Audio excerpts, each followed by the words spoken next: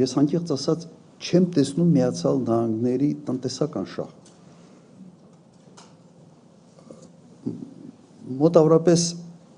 միգուցե այսպիսի հաշվարկ այս անկյան տակ նայենք։ Միացյալ Նահանգներ, Հայաստան, Միացյալ Նահանգներ, Ադրբեջան,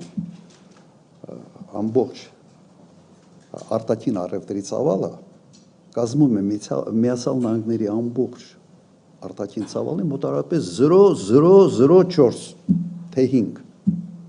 Ամբողջ հարավային Կովկասը Վրաստանի հետ 0.04% ընդամենը։ Սա ոչինչ է։ Միացյալ Նահանգները հարավային Կովկասում տնտեսական զրոյական շահ ունեն։ Եվ այս հետաքրքրությունը կապված է մենք հանգամանքի հետ, Իրան։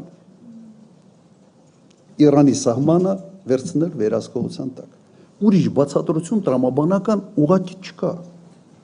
Շատ են փորձել, այսպես ասենք, լարել նաև իմ երևակայությունը գտնելու համար ինչ-որ մի բան չկա։ Եվ այստեղ ես տեսնում եմ իհարկե Իսրայելի դերակատարությունը։ Որովհետև Իրան, Միացյալ Նահանգներ հարաբերությունները մեծապես կախված են Իսրայելի քաղաքականությունից։ Սա հենց այն դեպքն է, երբ Հայաստանը այս ծրագրով իրեն դնում է աշխարհաքաղաքական խոշոր շահերի բախման կետում։ Լավ, մեկ անգամ այդ հարվածը կերել ենք։ Հիմա ինչ է համար ենք դա։ Չեմ հասկանում։ Բայց այդ տրիպը սա է։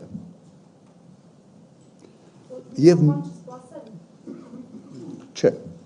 չեմ կարծում։ Այս ծրագիրը կարող է մեզ հանել այդ բախման կետից, եթե ինքը ընդլայնվի, եթե բոլոր խաղացողները դառնան նաև շահառուներ այս ծրագրի,